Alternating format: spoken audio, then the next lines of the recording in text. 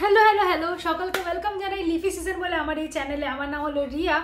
আর video শুরু করার আগে সকলকে অসংখ্য অসংখ্য ধন্যবাদ জানাতে চাই, কারণ কয়েকদিন আগে আমি একটা ভিডিও শেয়ার করেছিলাম।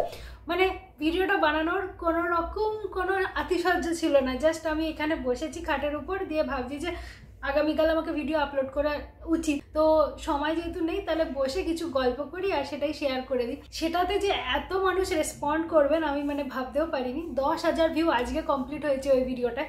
তো আমার যেহেতু চ্যানেলটা খুবই ছোট, 1,000 ভিউই জেনারেলি আমার হয়, কিছু কিছু ভিডিওতে তো তাও হয় না, সেখানে 10,000 ভিউ বেশ বড় ব্যাপার আমার কাছে। তো অনেক অনেক ধন্যবাদ সকলকে। যখন এত মানুষ কানেক্ট করতে পেরেছেন, আর কিছু কিছু মানুষ আমাকে জিজ্ঞেস করছিলেন যে আরও কিছু যদি তোমার অভিজ্ঞতা থাকে তোমার, তাহলে সেটা শেয়ার করো। তো আমি ভাবলাম যে তাহলে আজকে সেটাই হয়ে যায়। তো যারা আমাকে চেনেন না তাদের বলে দিই, আমার নাম হলো রিয়া।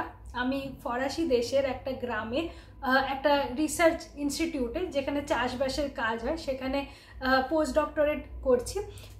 তো এই ফরাসি দেশে আসা ফ্রান্সে আসাটাই হলো আমার জীবনের প্রথম বিদেশ যাত্রা, প্রথম বিদেশে আসা এবং সেখানে এসে থাকা। ঘটনাচক্রে আমার হাজব্যান্ডও প্রথমে ফ্রান্সেই কাজ করতো, আর আমি যেখানটায় থাকতাম গ্রামে, সেখানে ওর কাজ ছিল না, ও প্যারিসে কাজ করতো। তখনও আমার হাজব্যান্ড ছিল না, বন্ধু ছিলাম। পরবর্তীকালে বিয়ে হয়েছে, কিন্তু বিয়ে হয়ে গেলেও আমি যেহেতু এক জায়গায় কাজ করি, ও যেহেতু আর এক জায়গায় কাজ করে, তো সেই গ্রামে আমাকে বেশ কিছুদিন, প্রায় 15 মাস, 1 বছরেরও বেশি একটা সময় আমাকে একা কাটাতে হয়েছিল। ছবি দেখলে তো ভীষণ ছবির মতো সুন্দর গ্রামটা, যখন ফুল ফোটে, যখন আকাশ নীল ঝকঝকে হয়ে পরিষ্কার হয়ে যায়, একদম পিসফুল শান্তিপূর্ণ জায়গা।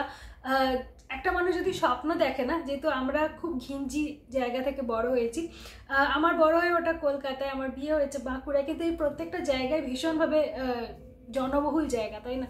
তো যখন ছোটবেলায় আমরা বেড়াতে যেতাম, তখন মনে পড়ে যে বাবা মারা বলতো যে এমন জায়গায় যাব যেখানে লোকজন একটু কম হবে, এই ধরুন পাহাড় টাহাড় থাকবে বা সমুদ্র থাকবে, কিন্তু মানুষজন যেন একটু কম হয়, তাহলে জনকলরব থাকবে না, আমরা শান্তিভাবে বসে একটু চা খাবো কি ঘুরবো, এটাই ছিল আমাদের প্ল্যানিং।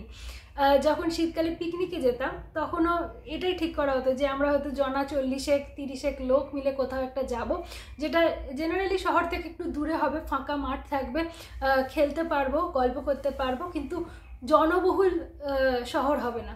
তো সেই কারণে যখন প্রথমবার ফ্রান্সের গ্রামে কাজ পেয়ে কাজের সুযোগ পাই, তখন আমার ধারণাটা একদম অন্যরকম ছিল। আর কিছু কিছু ভিডিও আমি এর আগে দেখেছিলাম, তাতে এরমও দেখেছিলাম একজনের ভিডিওতে সে টাইটেল দিয়েছিল যে সুইজারল্যান্ডের গ্রামের থেকেও ফ্রান্সের গ্রামগুলো আরও সুন্দর। তো সেটা দেখে তো আমার বিরাট এক্সাইটমেন্ট হয়েছিল যে বাপ রে, না জানি কি সুন্দর হবে। সুন্দর নিয়ে তো কোনো কথাই হবে না, সত্যিই খুব সুন্দর জায়গা, কিন্তু আমি যে পরিবেশ থেকে বড় হয়ে উঠেছি, সেইখান থেকে হঠাৎ করে যদি একটা খালি ধুধু প্রান্তরে আমাকে ছেড়ে দেওয়া হয়, তাহলে যে মানুষটার জীবন কিরম কাটতে পারে, সেগুলোই আগের ভিডিওতে আপনাদের শেয়ার করেছিলাম। তো যারা দেখেননি, এই ভিডিওটার প্রথম দেখছেন, তারা ওই পর্বটা দেখে নিতে পারেন, এরপরে দেখতে পারেন। এরকম কিছু না যে ওটা না দেখলে এই পর্বটা বুঝবেন না। এখানে আমি আরও কিছু ঘটনা শেয়ার করব যেটা আগের পর্বে বলা হয়নি, কারণ অনেকটা সময় তো, প্রায় 15-16 মাস, 1.5 বছরের কাছে একটা সময়, তো অনেক ছোট ছোট অভিজ্ঞতা আমার সংগ্রহ করেছি। আর সেগুলো যে কোনোদিনও এভাবে শেয়ার করবে এবং মানুষ যে এত অ্যাপ্রিসিয়েট করবে, সেটা ভাবতে পারিনি। তো আমার এই চ্যানেলটা খোলার একটা বড় রিজনই ছিল আমার একাকিত্ব। তখন গ্রামটায় অভিরূপ এসেছিল, আমাকে ছেড়ে দিয়ে গুছিয়ে দিয়ে ও চলে গেছিল, ওকে ওর কাজে ফিরে যেতে হয়েছিল। যখন ছেড়ে দিয়ে যাচ্ছে, সেই রাতটা আমার মনে পড়ে যে যখন আমাকে ছেড়ে দেবে, ও একটাই কথা বলছে যে তুই এখানে থাকবি কি করে। রাত্রি সন্ধ্যা হয়ে গেলেই না, কোথাও একটা কোনো আওয়াজ নেই। আর যদি আপনি শীতের দিকে আসেন, তো আমি এসেছিলাম মার্চ মাসের শেষের দিক করে, তখনও বেশ ভালো তাড়াতাড়ি সূর্যাস্ত তাড়াতাড়ি হয়ে যায়, তো অন্ধকার হয়ে যায় 7টা-7:30 পরে। তো সেই সময়টা যে অন্ধকারটা হয়ে যায় না, এত নিস্তব্ধ যে ও বলছে যে হ্যাঁ রে, এখানে তো কোনো জনমনীষী আছে বলে মনে হচ্ছে না। আশপাশে বাড়ি আছে, এরকম নয় যে আমি একটা ফাঁকা মাঠের মধ্যে একা থাকছিলাম। ফাঁকা মাঠ অবশ্যই দেখা যেত আমার ঘর থেকে, কিন্তু আশপাশে ঘর বাড়ি ছিল, কিন্তু সেই লোকজন যেন সন্ধ্যার পরে কেউ বাড়ির বাইরেই বেরোয় না। স্ট্রিট লাইট বেশিরভাগ রাস্তাতেই জ্বলতো না। আর এখানকার জানলাগুলো সাউন্ড প্রুফ হওয়ার কারণে কোনো শব্দ ঘরের ভিতর ঢুকতো না। মানে লিটারালি এরম আমার এক একদিন গেছে যে যদি বাথরুমের জলের কলের শব্দ হয় আমি বেডরুমে ঘুমোতে পারতাম না ভয়েতে, যে কি হচ্ছে, টুপ টুপ করে আওয়াজ হচ্ছে। এগুলো আমি আগের ভিডিওতে শেয়ার করেছি আপনাদের সাথে। তো চলুন আজকে শেয়ার করি আরও কিছু ঘটনা। তো একদিনের গল্পে কথা বলি। এটা একটা শনিবার ছিল, আর আমি প্রত্যেক শনিবার করে মার্কেটে যেতাম, কারণ ওই একটি দিন আমি মানে মার্কেটও খোলা থাকে এবং আমার ল্যাব থাকে না। তার একটাই কমন দিন, সেটা হলো শনিবার। আমাকে 2 কিলোমিটার প্রায় রাস্তা, মানে ঠিক করে বলতে গেলে 1 কিলোমিটার 800 মিটার রাস্তা হেঁটে যেতে হতো। অন্য কোনো বাস বা অন্য কোনো যানবাহন নেই। অবশ্যই আপনার যদি বাইসাইকেল বা কিছু থাকে তাহলে হতে পারে, আমার কিছু ছিল না, তো আমি পা ভরসা তাই নিয়েই যেতাম। আমার একটা বাজারের ট্রলি ছিল যাতে চাকা লাগানো আছে, সেটা আমাকে একজন দিয়েছিল এখানেই আসা একজন পোস্টডক, তো তার কাছে আমি থ্যাঙ্কফুল। তো সেটা থাকার কারণে আমি ওটা টেনে টেনে নিয়ে যেতাম, দিয়ে বাজার লোড করতাম, দিয়ে গাড়িটাকে আবার টানতে টানতে নিয়ে ফেরত আসতাম।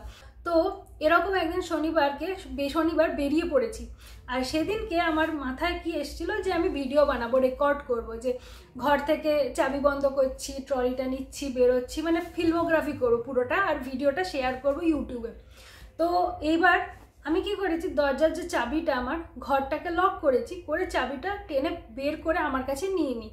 ওই লক করা অবস্থাতেই আমি গাড়িটাকে টেনে নিয়ে চলে গেছি নিচে। আমার ঘরটা কীরকম, একটা অ্যাপার্টমেন্ট ছিল এবং নিজের ঘরের একটা চাবি আর আরেকটা সেন্সার আছে, সেই সেন্সারটা নিচে নেমে এসে, যেটা মেন দরজা, যেটাতে অ্যাপার্টমেন্ট থেকে আপনি বাইরে বেরোচ্ছেন, সেই দরজাটা বেরোনোর সময় তো আপনি বেরিয়ে যেতে পারবেন। একটা সুইচ আছে ভিতরে, ফ্রান্সের যে কোনো দরজার সামনে না একটা করে সুইচ থাকে, সেই সুইচটা যদি টেপেন তাহলে দরজাটা খুলে যাবে, কিন্তু এটা ভেতর থেকে সম্ভব। যখন বাইরে থেকে আপনি ভেতরে ঢুকবেন তখন আপনার কাছে পার্টিকুলার সেন্সারওয়ালা কার্ড বা চাবি থাকা দরকার। তো এই সেন্সারটা আমার চাবিতে ছিল, যেটা আমি দরজাটা লক করেছি আমার ঘরের, কিন্তু অ্যাপার্টমেন্টটা থেকে যখন বাইরে বেরোচ্ছি তখন আমি আর নিইনি। ওই যে চাবির যে হোলটা ছিল, কি হোল, সেখানেই আমার চাবিটাকে আমি ছেড়ে দিয়েছিলাম। দিয়ে নিচে এসছি, মানে আমার ঘরটা 2 তলায় ছিল, সেখান থেকে আমি সিঁড়ি দিয়ে নিচে এলাম, এসে সুইচ টিপলাম, দরজা খুলে গেল, বেরিয়ে গিয়ে আমি 1-2 মিনিট হেঁটেছি। হাঁটতেই না হঠাৎ মনে পড়ছে, আচ্ছা আমি চাবিটা ঠিক করে ঢোকালাম তো, দিয়ে পকেটে খুঁজছি, এবার না দেখছি আমার সব কটা পকেট শেষ হয়ে গেল, কিন্তু চাবি আর নেই। এবার না আমি ভাবছি এবার আমি কী করবো, কী করে ঢুকবো ঘরের মধ্যে, চাবিটা কোথায় ফেললাম, চাবিটার জন্য আমি কার সাথে কন্ট্যাক্ট করব। সবার আগে তো আমি ঘরে ঢুকতে পারবো না, আর ঠান্ডার মধ্যে আমি যদি ঢুকতে না পারি, এভাবেই যদি সন্ধ্যা হয়ে যাবে না, মাথায় আজে বাজে চিন্তা আসছে। কিন্তু ভাগ্য দেখুন যে আমি সকালের বেলায় বেরোই বাজার করতে, মোটামুটি ধরুন 11টা-12টা নাগাদ বের হয়েছি। তো এরকম নয় যে তাড়াতাড়ি সন্ধ্যা হয়ে যাবে, আমার হাতে 5-6 ঘন্টার টাইম আছে। তো এবার আমি ভাবছি যে আমার কাছে চাবি তো নেই, তাহলে একমাত্র উপায় হলো যে আমি ঘরেই বা ঢুকবো কী করে। মানে সেন্সারটা যদি এই অ্যাপার্টমেন্টের অন্য কোনো লোক যদি আমার মানে আমি যেখানে বাইরে দাঁড়িয়ে আছি সেই সময় যদি অন্য কোনো লোক বাইরে থেকে ভিতরে ঢোকে, তো আমি নয় তার সাথে ভিতরে ঢুকে যাব, কিন্তু পরবর্তীকালে তো আমি এই অ্যাপার্টমেন্টটা ছেড়ে বেরোতেই পারবো না। আর কারণ বেরোলেই তো আমি আর ঢুকতে পারবো না, আমাকে কন্ট্যাক্ট করতে হবে এখানকার বাড়িওয়ালার সাথে। আর বাড়িওয়ালা কে আমি আজও তাকে চোখে দেখিনি। সমস্ত ব্যাপারটা হয়েছিল একটা এজেন্টের মাধ্যমে, যার দায়িত্ব হলো বাড়িটা পরিষ্কার পরিচ্ছন্ন করে আমাকে দেওয়া, আমাকে আমার কন্ট্রাক্ট দেওয়া, আর যখন আমি বাড়িটা ছাড়বো তখন তার কাছ থেকে সিকিউরিটি ডিপোজিট নেওয়া। সিকিউরিটি ডিপোজিট আমি এজেন্সিকে দিয়েছিলাম, কিন্তু বাড়িওয়ালার সাথে কোনো রকম কোনো যোগাযোগ নেই। তো এবার এই মুহূর্তে আমি ভাবছি যে আমি তো কারোকে কথা বলে বোঝাতেও পারবো না। সবার আগে হলো আমি কি ঘরে ঢুকতে পারবো? যদি ঘরে ঢুকতে না পারি তাহলে আমার করণীয় কি, আমি কাকে ফোন করব? এজেন্সির তো কোনো কন্ট্যাক্ট আমার কাছে নেই, আর যে আমার কাছে যে মানে পুরো ফোল্ডার আছে যেখানে আমার বাড়ির কন্ট্রাক্ট আছে সেটাও তো আমার ঘরের মধ্যে, আমার হাতে এই মুহূর্তে কিচ্ছুটি নেই, শুধু আমার ফোনটা আছে, আর তার বাইরে কিচ্ছু নেই।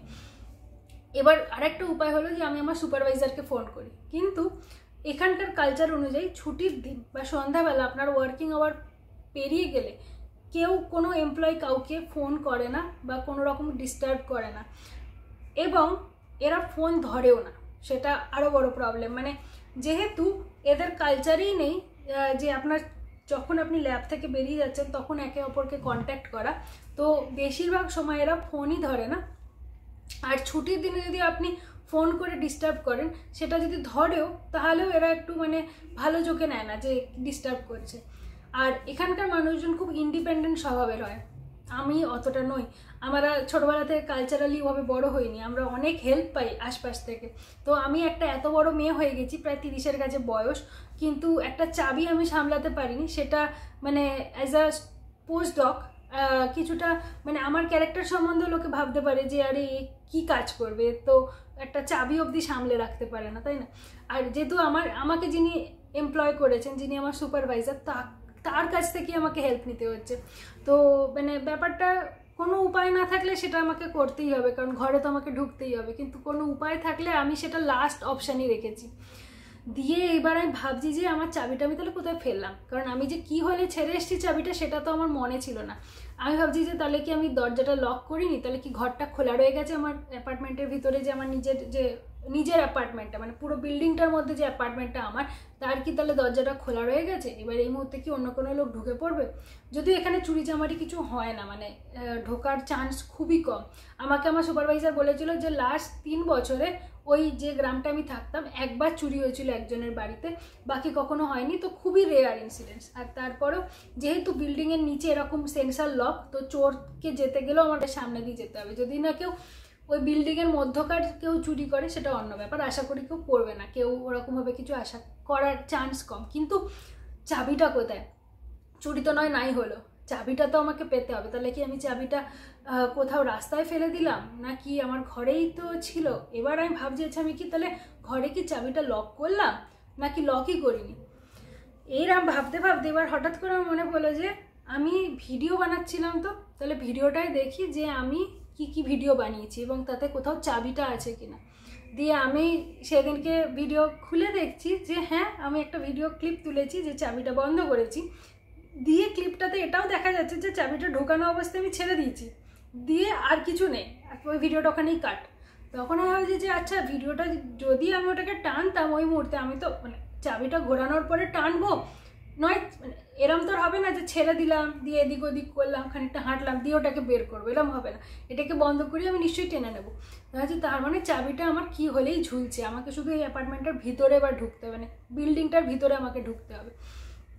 এবার একদিকে নিশ্চিন্ত হলাম যে হ্যাঁ চাবিটা আমি জানি কোথায় আছে, আর একদিকে দুশ্চিন্তা বাড়লো যে তাহলে চাবিটা বাইরে ঝুলছে, যে কেউ আমার ঘরে এখন ঢুকে পড়তে পারে, চাবিটা ওখানেই আছে। দিয়ে এবার আমি ভাবছি, আর আমার যে ফ্লোরটা তাতে আরও 3টে ফ্যামিলি থাকে আমি ছাড়া, আর তারা কারা আমি আজ অবধি জানি না, 1.5 বছরে কোনোদিনও তাদের মুখও দেখিনি, তো আমি জানি না কারা থাকে। তো আমি ভাবছি যে এবার তাহলে যদি কেউ এতক্ষণ ধরে, তো মানে শনিবার দিন এমনি লোকজন বাইরে রাস্তায় কম বেরোয়, কিন্তু যদি কেউ ঢোকে এই ঘরের ভিতরে, আমি তাকে রিকোয়েস্ট করে যে আমার এরম হয়েছে সমস্যা, আমি ঢুকে যাব। কিন্তু তাকে বোঝাবো কী করে, মানে সে তার সেন্সার লাগিয়ে বিল্ডিংয়ের দরজা খুলে ঢুকছে, সে একটা আননোন লোক, তাও আর ফরেনার, তাকে কেন ঢুকতে দেবে, তাই না? তো আমার যেমন মানে ভারতীয় ব্রেন, আমরা সন্দেহ বেশি করি, এখানকার লোক হয়তো গ্রামের দিকে এত সন্দেহবাতিকও নয়, কিন্তু আমি ভাবছি যে তাকে আমি কি করে কনভিন্স করব ফরাসি ভাষায় যে দেখুন আমার এরকম সমস্যা হয়েছে আর আমার ঢুকতে পারাটা খুব জরুরি, আর আমি এই অ্যাপার্টমেন্টেই থাকি, আমার কাছে কোনো প্রমাণ নেই কিন্তু আমি এখানেই থাকি। তো এইসব 7-5 ভাবছি যে কীভাবে এক্সপ্লেন করবো। এরকম করতে করতে আধা ঘন্টার উপরে দাঁড়িয়ে আছি, দিয়ে দেখছি একটি ফ্যামিলি আসছে। তো তাতে একটি ছেলে আছে, মানে হয়তো ইয়াং ছেলে, হয়তো দেখবেন 15-20 বছরের মতো বয়সী ছেলে, আর একটি পুরো ফ্যামিলি তারা আসছে। আমি যে ফ্যামিলি যখন এদেরকে যদি রিকোয়েস্ট করি, তাতে মহিলাও আছে, বয়স্ক মানুষও আছেন, তো তারা এবং এই অ্যাপার্টমেন্টে ঢুকছেন, মানে এই বিল্ডিংয়ের মধ্যে ঢুকছেন। তো আমি ভাবছি তাদেরকে যদি আমি রিকোয়েস্ট করি তারা নিশ্চয়ই আমাকে বুঝবে। দিয়ে এবার যেহেতু ইয়াং ছেলে আছে, আমি ভাবছি যে ইয়াংরা জেনারেলি ইংরাজিটা বোঝে, অন্তত ভাঙা ফুটো হলেও বুঝবে, বয়স্করা একেবারেই বোঝে না, মানে মধ্যবয়সী লোক, বয়স্করা ওই গ্রামের দিকে কেউ বোঝে না, কিন্তু যদি কারোর বয়স কলেজ গোয়িং টাইপের কোনো ছেলে হয় না, তারা হালকা হলেও ইংরাজিটা বুঝবে। তো আমি ছেলেটাকে বললাম যে দেখো আমার চাবি এই হয়েছে। ও না কিছুই শুনলো না, ও জাস্ট আমাকে দেখে বুঝতে পারলো যে আমি দরজার বাইরে দাঁড়িয়ে আছি, ওয়েট করছি, ঢুকতে পারছি না, চাবি ভুলে গেছি বা কিছু, ও কিছুই শুনলো না, মানে কোনো রকম অ্যাকশন। আমি জাস্ট বলছি যে can you open the door, I have forgotten my key, এরম বলছি, ও কিছুই শুনলো না, জাস্ট ফট করে সেন্সার দিল, দিয়ে এরম দেখাচ্ছে, দিয়ে আমি ঢুকে গেলাম। হচ্ছে ঝাপ বাবা, আমি বেকার এত টেনশন করছিলাম যে কি করে বোঝাবো, কি এক্সপ্লেন করবো, করে আমাকে সন্দেহ করবে কি না, এই ওই সে। আচ্ছা, এটা এত ইজি ছিল। যাই হোক, তো ঘটনাটা খুব বড় কিছু নয়, কিন্তু সেই মুহূর্তে আমার ভয়টা অনেক বড়। ওই আধা ঘন্টা ধরে আমি ফর্মুলেট করছি কী করে বোঝাবো, ট্রান্সলেট করে রেখেছি গুগলে, যে কিছু যদি বোঝাতে না পারি, যদি ইংরাজি একেবারেই না বোঝায়, তাহলে আমি ফোনটা শো করবো যে এই দেখুন এটা আমার লেখা আছে। এবং সেখানে আমি মানে ইংলিশ টু ফ্রেঞ্চ কনভার্ট করে লিখেছি যে আমি চাবিটা ভুলে গেছি, আমার ঘরের নাম্বার এই, আমার নাম এই, প্লিজ আমাকে ঢুকতে দিন, এরকম বলে লিখেছি। তো এইসব আমাকে কিছুই করতে হয়নি, ঢুকে গেলাম। ঢুকে উপরে এসে দেখছি হ্যাঁ আমার অ্যাপার্টমেন্টের দরজার সামনে চাবিটা যেভাবে ছিল ওভাবেই ঝুলছে, কেউ কিছু করেও নি। দিয়ে আমি ঢুকলাম, দিয়ে চাবিটা নিলাম, দিয়ে বেরোলাম। কিন্তু এবার ভাবুন, এই ঘটনাটা তো শনিবার সকালে হয়েছে বলে কোনো অসুবিধা হয়নি। যদি এটা রবিবার রাত্রিবেলা হতো, মানে 8টা-9টা নাগাদ যদি রবিবার আমি ফিরে এসে এই সিচুয়েশানে পড়ি, আমার কিন্তু কোনো রেস্কিউ নেই। কারণ না রবিবার কেউ ফোন তোলে, না রবিবার কোনো মানুষ ঘরের বাইরেও খুব কম লোক যায়। মানে রাস্তাতেই সন্ধ্যাবেলা রবিবার আপনি কয়েকটি লোক হয়তো ভাগ্যক্রমে চোখে পড়তে পারে, নাহলে পুরো ফাঁকা রাস্তা, ধুধু করছে, অন্ধকার, ঠান্ডার মধ্যে। ফোন মানে ভুলে যান। শনিবার যদি কেউ ভুলেও তুলে ফেলে আপনার ফোন, রবিবার তো কেউ তুলবে না, তাও সন্ধ্যাবেলা ওই সময়টায়। তো আমি এতটাই এরপর থেকে প্যানিক করেছিলাম যে আমি ওই এরপরে যতদিন আমি ওখানে থেকেছি, আমি তো এমনিও পারতপক্ষে রবিবার বাড়ির বাইরে বেরোতামই না, শুধু শনিবার বেরোতাম। তাও স্ট্রিক্টলি আমি শনিবার দুপুর 2টো কি 3টের মধ্যে ঘরে ঢুকে পড়তাম। ওর পরে আমি কখনো বাইরেই থাকতাম না। যে কোনো কারণে যদি আমি বাইরে আটকে যাই, আমার কাছে যেন একটা বাফার টাইম থাকে, যে 4 ঘন্টা 5 ঘন্টা, যেটার সময় সূর্যের আলোটা আকাশে থাকবে, তো আমি কিছু না কিছুভাবে কাউকে না কাউকে ধরে ম্যানেজ করতে পারবো। আমার যিনি সুপারভাইজার তিনি ওই গ্রামেই থাকতেন, কিন্তু তার বাড়ির অ্যাড্রেসটা আমার মুখস্থ ছিল না। তো উনি যদি ফোন ধরেন অবশ্যই তার কাছে গিয়ে আমি হেল্প পেতে পারবো। কিন্তু যদি উনি ওই মুহূর্তে ফোন না ধরেন, তাহলে অন্য কোনোভাবে কি কোথায় যাব সেটা ভেবে প্রসেস করে উপায় বের করতেও আমার কিছুটা সময় লাগবে বলে আমি মানে কোনো দিনই সন্ধ্যাবেলায় বাড়ির বাইরেই বেরোতাম না। 1-8বার হয়তো বেরিয়েছি, কিন্তু সেই যখন বেরিয়েছি অত মানে 1.5 বছর সময় আমি 1বার কি 2বার হয়তো বাড়ির বাইরে বেরিয়েছি। আর সন্ধ্যাবেলাও তাও না, হয়তো 5টা-6টা ম্যাক্সিমাম। তাও 5বার করে চেক করেছি যে আমার কাছে চাবিটা আছে কি নেই। তো এখন যখন ভাবি যে আপনি যখন একটা ফ্যামিলি থাকছেন, কত সহজ না যে আপনার পার্টনার বা আপনার বাড়ির লোক আছে, আপনি ফোন করে বলবেন যে হ্যাঁ মা, বা হ্যাঁ দেখ না আমি ভুলে গেছি, দেখো না এরম ভুলে গেছি, আমাকে দরজাটা খুলে দাও, খুলে দেবে, ইজি, রাইট? কিন্তু আপনি যখন একা থাকেন, তা একটা পুরো অ্যাপার্টমেন্ট নিয়ে, হস্টেল হলেও সহজ হয় আপনার কাছে। হস্টেল যেমন এখন আমি হস্টেলে আছি, তো এখানে আমার এমার্জেন্সি কন্ট্যাক্ট নাম্বার আছে, আমি সেই ফোন নাম্বারে ফোন করলে ওরা দায়বদ্ধ আমাকে হেল্প করার জন্য, কারণ এটা স্টুডেন্ট হস্টেল। কিন্তু আপনি যখন একটা বিল্ডিংয়ের মধ্যে থাকছেন ইন্ডিপেন্ডেন্টভাবে, তখন কেউ দায়বদ্ধ নয় আপনাকে উদ্ধার করার জন্য। আপনি যদি কোনোভাবে বিপদে পড়েন, এটা আপনার রেসপন্সিবিলিটি, অথবা আপনি এখানকার কিছু কিছু ক্রিটিক্যাল এমার্জেন্সি নাম্বার আছে, ফায়ার ব্রিগেড বলুন বা হেলথ রিলেটেড প্রবলেম বলুন বা এন নাম্বার অফ এমার্জেন্সির জন্য এদের সব শর্ট শর্ট কোড আছে, তো সেই জায়গায় আপনাকে ফোন করতে হবে।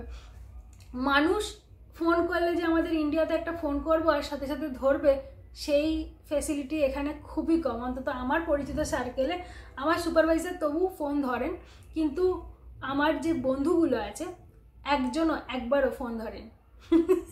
মানে কতবার হয়েছে যে আমি একটা কথা জাস্ট বলতে ভুলে গেছি, তো আমি ভাবছি যে এটা আমি জিজ্ঞেস করে নিই। যেমন একবার এই রিসেন্টলি হয়েছিল, আমার একটি পরিচিত একজন এসেছিলেন, ওই যে সুরুদকে আপনারা হয়তো ভিডিওতে দেখেছেন, তো সুরুদ এবং তার সাথে আরেকটি মেয়ে এসেছিলো, জার্মান মেয়ে, ক্রিস্টিনা বলে ওর নাম। তো ওরা এসেছিল, আর কি হয়েছে, সুরুদ আমার এই হস্টেলে আর একটা রুম নিয়েছিল অন্য কোনো ফ্লোরে, কিন্তু ক্রিস্টিনা যে ও একটা হোটেল নিয়েছিল, আর ও জার্মান মেয়ে আর আমরা ইন্ডিয়ান, আমরা কেউই ফ্রেঞ্চ ভাষা বলতে পারি না। তো সেই ক্রিস্টিনা যে হোটেলটা নিয়েছিল, সেই হোটেল থেকে একটা সিকিউরিটি কোড দেওয়ার কথা ছিল ওকে, যে কোডটা থাকলে ও হোটেলের ভেতরে ঢুকতে পারবে বা নিজের রুমে গিয়ে দরজাটা খুলতে পারবে। তো সেই কোডটা সামহাও ও রিসিভ করেনি, তো তার জন্য আমাদের হেল্প দরকার ছিল। তো ও যখন এমার্জেন্সি নাম্বারে ফোন করছে, সেখানেও মানুষ ফ্রেঞ্চ ভাষায় কথা বলছিল, তাও সেটা অটোমেটেড ভয়েস, আপনাকে নাম্বার টিপতে হবে, দিয়ে দিয়ে দিয়ে দিয়ে ফাইনাল জায়গায় পৌঁছালে এজেন্ট ফোন ধরবে, যে হয় না 1 নম্বর টিপুন, 2 নম্বর টিপুন, এই প্রবলেম হলে ওইটা টিপুন, এবং লাস্টে গিয়ে আপনাকে অপশান দেবে যে 5 নম্বর টিপলে হয়তো এজেন্টকে ফোন করা যাবে। এজেন্ট তবু একটা মানুষ না, তাকে বোঝাতে পারবেন, কিন্তু এখানে যখন আমরা এমার্জেন্সি নাম্বারে ফোন করছি, ক্রিস্টিনা ঢুকতেই পারছে না হোটেলের মধ্যে, তো সেটা ফ্রেঞ্চ ভাষায় কথা বলছে এবং 1 নম্বর 2 নম্বর কী টিপতে বলছে কিচ্ছু বুঝতে পারছি না, একদম কিচ্ছু বুঝতে পারছি না।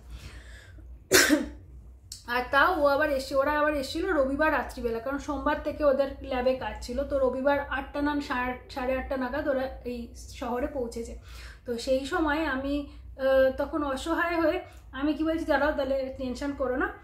এবার ওর টেনশন করছে, রাত হয়ে যাচ্ছে, কি করবে, তাহলে কি আমাদের হস্টেলে এসে আমার সাথে থাকবে? এবার আমার সাথে সমস্যা হলো এখানে এইটুকুই ঘর, এই একটাই সিঙ্গেল খাট, তাও একটা বিদেশি মহিলার সাথে কিভাবে আমি থাকবো, মানে উপায় না থাকলে কিছু তো করার নেই, আমাকে ওকে হেল্প করতে হবে। তাও প্রথমবার ওর সাথে পরিচয় হচ্ছে, তো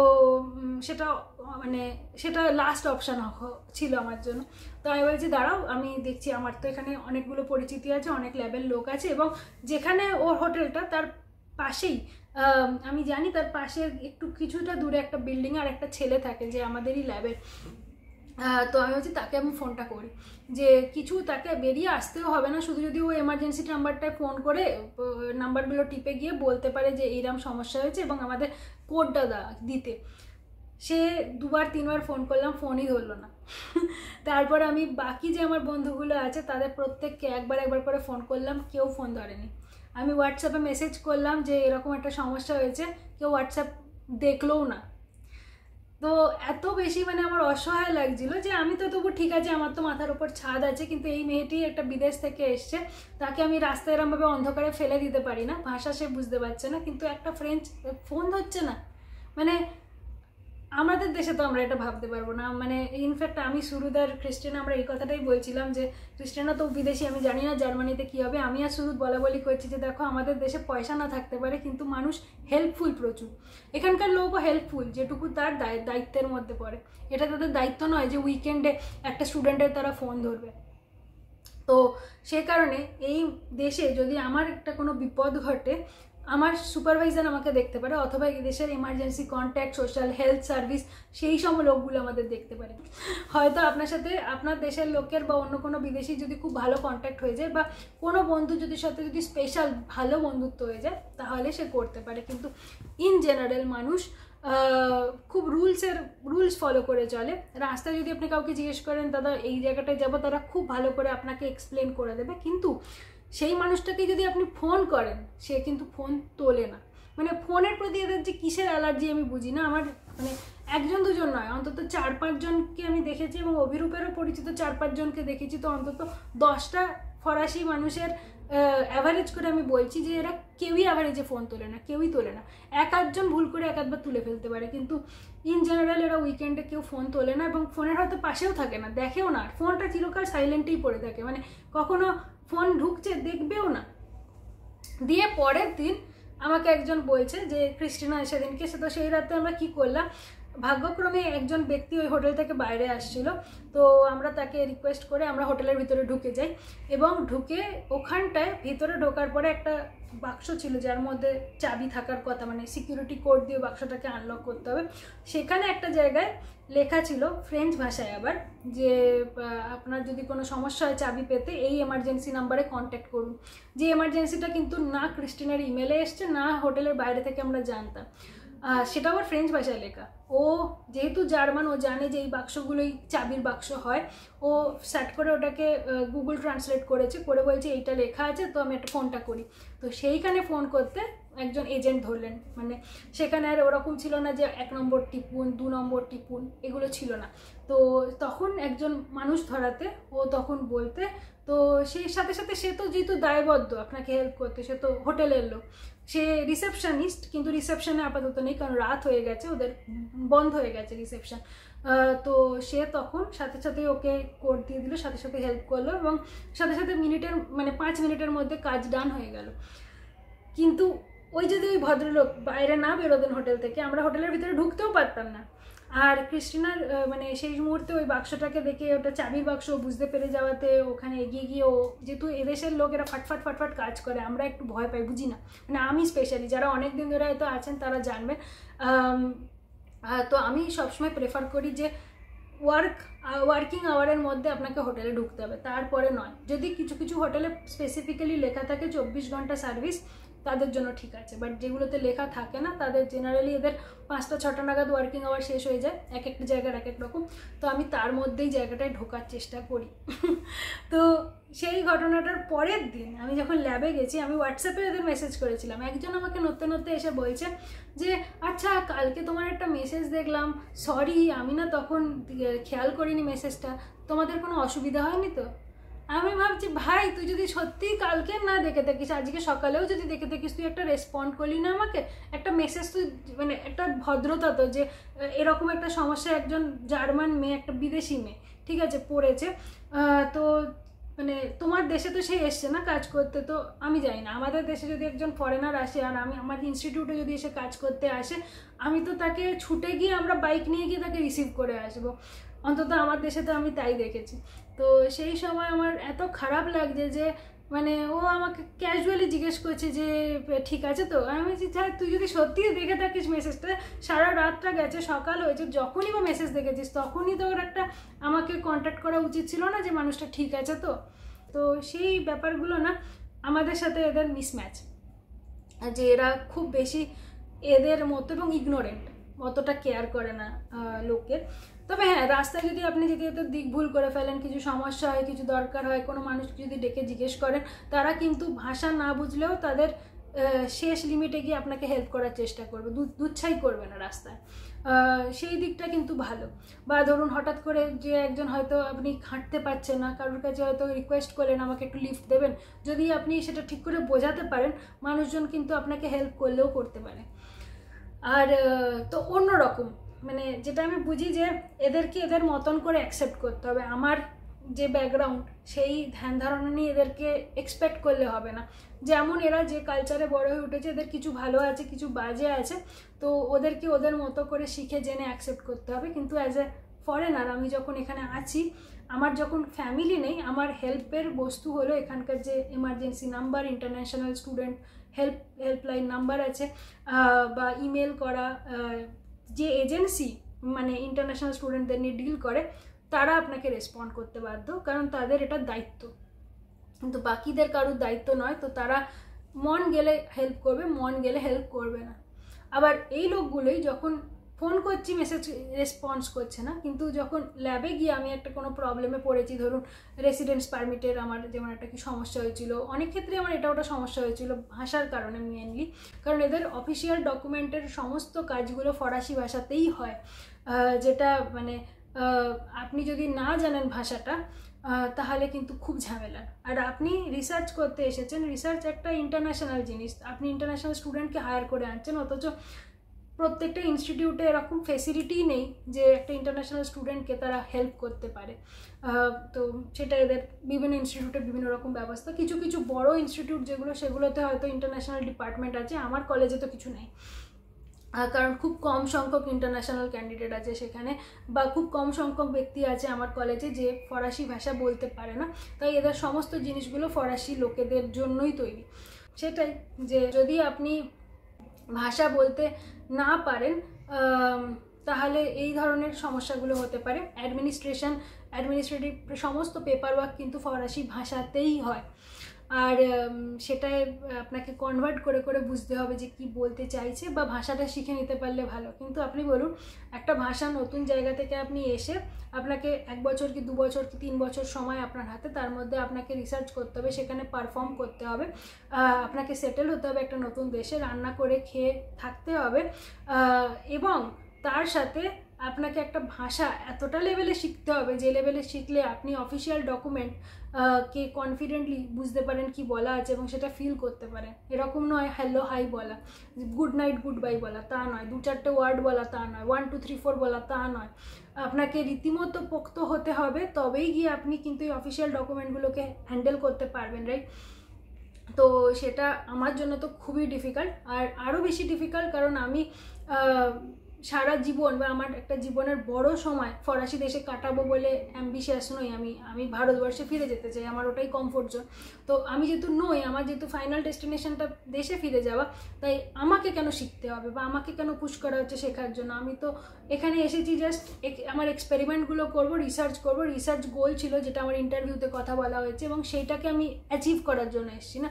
আমি তো আসিনি তোমার দেশে এসে তোমার দেশের কালচার শিখে এখানে থেকে যেতে, তাই না? তো সেই ব্যাপারগুলো আপনি যদি মানিয়ে নিতে পারেন তাহলে কিন্তু ভালো, আর যদি না পারেন তাহলে কিন্তু চাপ হতে পারে। এবার দেখুন, এত বাজার মধ্যে অনেক কিছু ভালোও আছে, সেগুলোও কিন্তু ভাবার বিষয়। যেমন ধরুন, এই দেশে প্রচুর ছুটি দেয় আমাদের, আপনার হেলথ সিস্টেম খুবই ভালো, আপনার যদি কোনো মানুষের প্রেগনেন্সি এখানে হতে হয় অলমোস্ট পুরোটা ফ্রিতে হয়ে যায়, সেটা খুব ভালো। তারপর ধরুন আপনার সোশ্যাল লাইফ খুব ভালো, যেহেতু ওদেরকে আপনি ফোন করলে ওরা যেমন ধরে না, তেমনি ওরাও আপনাকে কখনো উইকেন্ডে ফোন করে বলবে না যে তুমি এটা করেছো, তুমি ওটা করেছো, এটার কী হলো, ওটার কী হলো। They don't work in weekend, মানে সেই নিয়ে ভাবেও না, ফোনও ধরে না, ফোন করেও না। তো আপনি উইকেন্ডটা নির্ঝঞ্ঝাট কাটাতে পারবেন, এবং আপনার ফ্যামিলি লাইফের জন্য এরা অনেকটা আপনাকে সময় দেবে। তো সে কারণে আপনি যদি এখানে ফ্যামিলি নিয়ে থাকেন, ইউ ক্যান এনজয়। চারিদিকে প্রচুর ঘুরতে যাওয়ার জায়গা, এক দেশ থেকে অন্য দেশে যাওয়া খুব সহজ, আর সেই জন্য আপনি কিন্তু অ্যাকচুয়াল এনজয় করতে পারবেন। যেহেতু অনেক জায়গায় আমাদের রিসার্চ লাইনে এটা সমস্যা হয় যে আমরা সবসময় ঘরে ফিরে এসেও না কাজের মধ্যে থেকে যাই, তো সেইটা এখানে কিন্তু আপনি অনেকটাই ব্যালেন্স করতে পারবেন ওয়ার্ক আর ফ্যামিলিকে।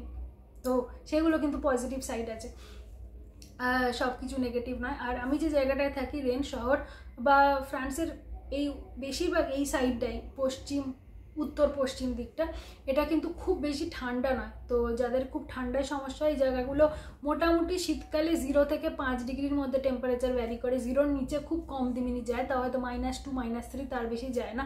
বরফ পড়েই না বললে চলে, হয়তো 2 বছরে একদিন বরফ পড়বে, খুবই কম। আর মানে সেরকম গরমও পড়ে না, সেরকম ঠান্ডাও পড়ে না, একটা মোটামুটি এখানে টেম্পারেচার অ্যাভারেজে 5 থেকে বলবো 20-র মধ্যেই ঘোরাফেরা করে সারা বছর ভোর।